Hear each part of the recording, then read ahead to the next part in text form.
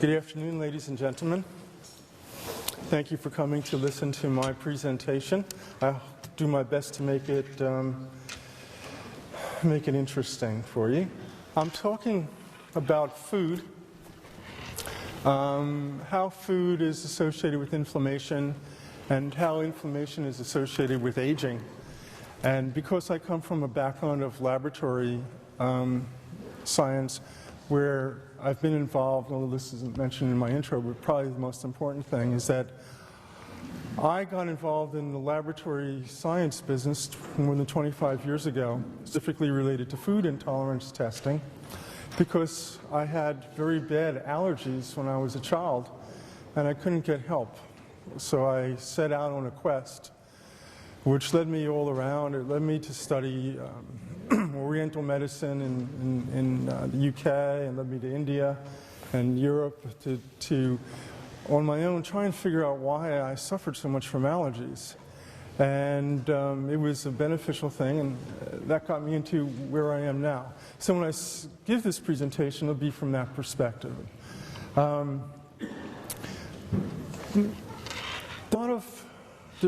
think you can't open the internet today without finding references to how blueberries are great antioxidants, how one vegetable or another spice protects us from damage from free radicals, and so on and so forth, and how this helps to balance sugar levels and so forth. And in each case, it's always a natural food.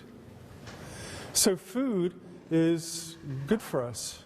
And that's how I grew up, thinking that everything that one could eat, how could it be harmful? Unfortunately, with industrialization, with a lot of political and economic forces, food is not what it really should be. And also with commercialization, we're exposed to foods that we're not necessarily accustomed to, evolutionarily speaking. And as a result, we may not react to our food well. And that's what I want to introduce. The impact of food, as you'll see in my lecture, is a little bit different than that of a classical allergy.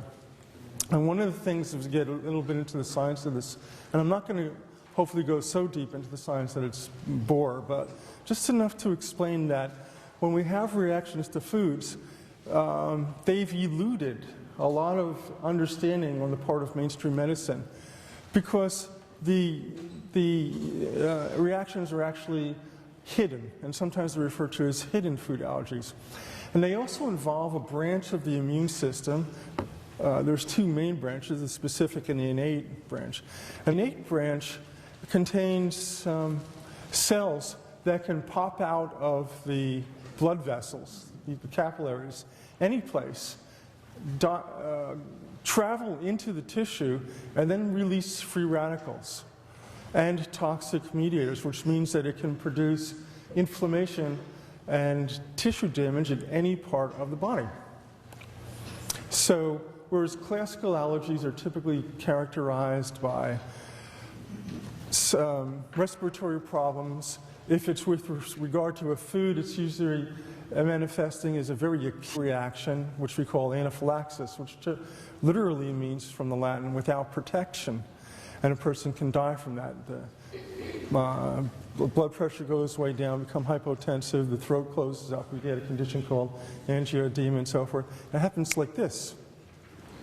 And that's a function of the specific immune system.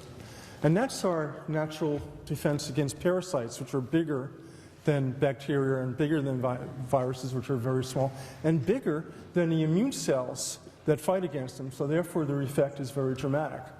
So what I'm going to present is just a sampling of some of the studies, as well as the background explanations of how to test for this and how to manage it and how to recognize it and all the whys and wherefores of the types of reactions that can occur simply because of food. So I'm going to present a lot of information that has to do with the effects of inflammation on the body, particularly how that impacts aging and so forth. But I first want to tell you a story, if that's okay. It's all right. Joke's all right. There was an old man, small old man, who played golf his whole life with his friends. And he got into his 70s and early 80s, and all his friends died off, but he still played golf. So he'd go out every Saturday morning, hit his 9 holes, and that was it. It was a kind of ritual with him, but he enjoyed it. One day, while he was hitting the ball, it went off to the side where there's a little bit of a puddle, but he could still get it. He was just taking aim, and he heard a small voice behind him, and we looked down, and there was a frog. And the frog was looking up and saying, "Sir, I know I look like a frog, but actually I'm a beautiful young princess. Some nasty dark knight put a curse on me a long time ago. Don't worry about that, but all you have to do is give me a kiss, and I will turn into the most beautiful maiden and give you all the loving you ever need." This sounds good, right? So, especially for, a little old man, a little lonely. You'd think he'd go for that. Well, he picks up the frog, puts the frog in his pocket, and just carries on playing golf. And every now and then the frog sticks her head out of the pocket of his sweater and says, "Sir, I'm telling you the truth. Really," and she spoke in perfect English, "really, I am a beautiful princess." And he's just going on and, not paying any attention. But finally he finishes, and the frog is just really frustrated. He gets back to his car, puts the clubs in the trunk, ready to go. And the frog just said, "Sir, all right, I've already told you several times. What's the problem?" And the man says, "Well, no problem. But you see, I guess at my age, I'd just as soon have a talking frog." Well, guess what? Part of the reason that's funny is because it's not that far from the truth. One of the things is that even the production of sperm, which is a big problem, is caused by free radicals. Where do free radicals come from? I'm going to get to that for sure, but I think we already know. Free radicals come from white blood cells. And what happens when the immune system is triggered? The white blood cells get activated and produce free radicals. So maybe there's a connection even there. And you know what? We have a clinic in Copenhagen that has been treating, along with a lot of other conditions, females who have infertility problems. And probably about 50 out of 50, it's not been prospectively studied, but it's been observationally reported that about 50 out of 50 women who could not get pregnant after 3 months of avoiding foods that they're intolerant of. So when we say that any part of the body can be impacted, it really is that. And to go a little bit further, what these scientists reported last year was that they actually can see that the mediators, the toxic mediators that are produced by white blood cells, are more prevalent in the semen of men who are infertile, and the semen counts are much higher.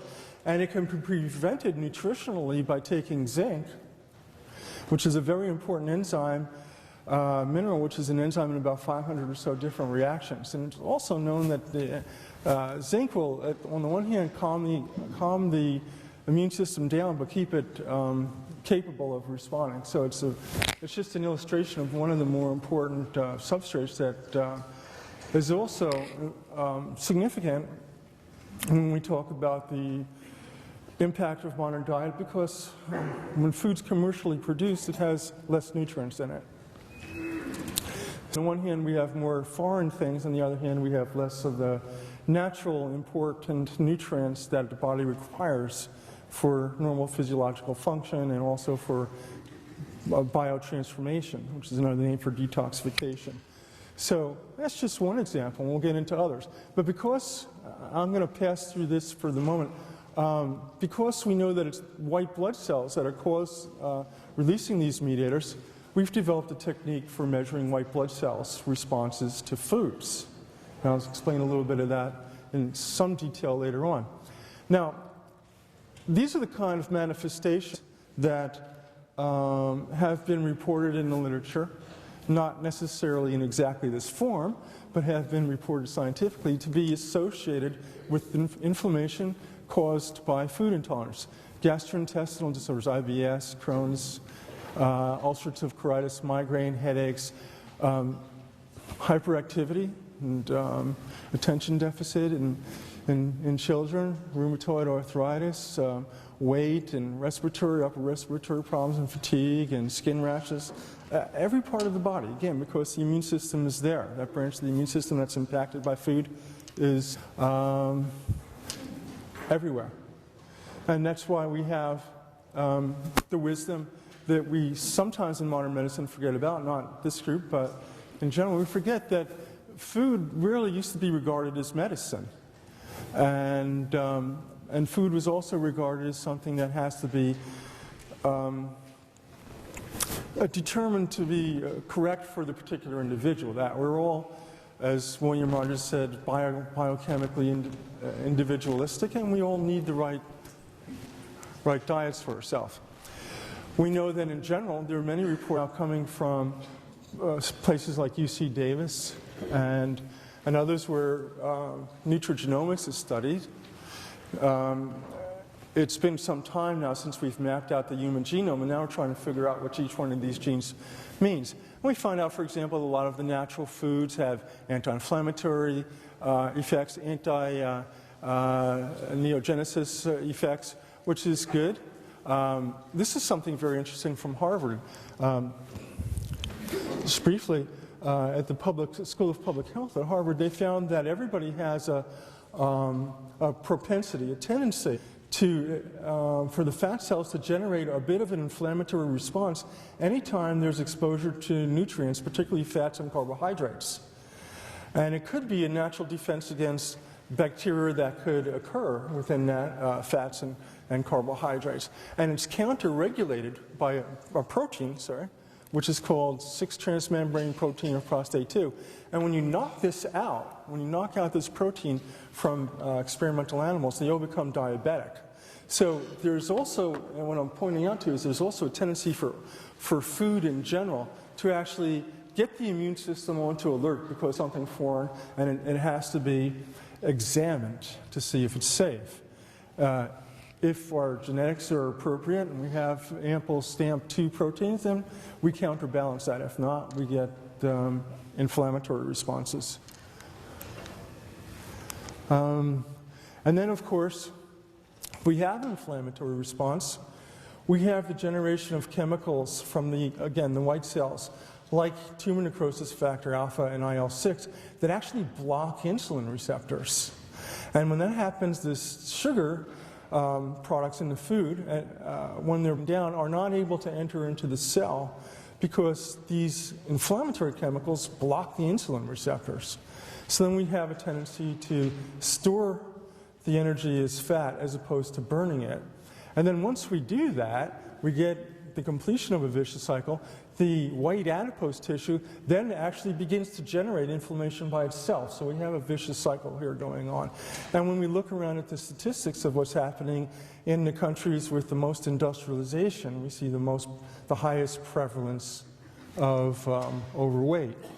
And what these researchers have reported from INSERM in France is that obesity is associated with low-grade inflammation, which underlies chronic activation of the innate immune system, which in turn leads to insulin resistance, impaired glucose tolerance, and diabetes.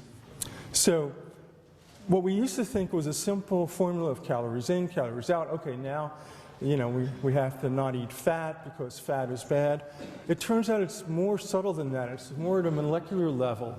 How the receptors in our cells respond to certain signals. Do we turn or do we not turn on certain genes? Do we have, because of our genetic makeup, the certain kind of wiring to tolerate certain things, or we have a tendency to become inflamed? So it gets a little bit more complex than what we used to.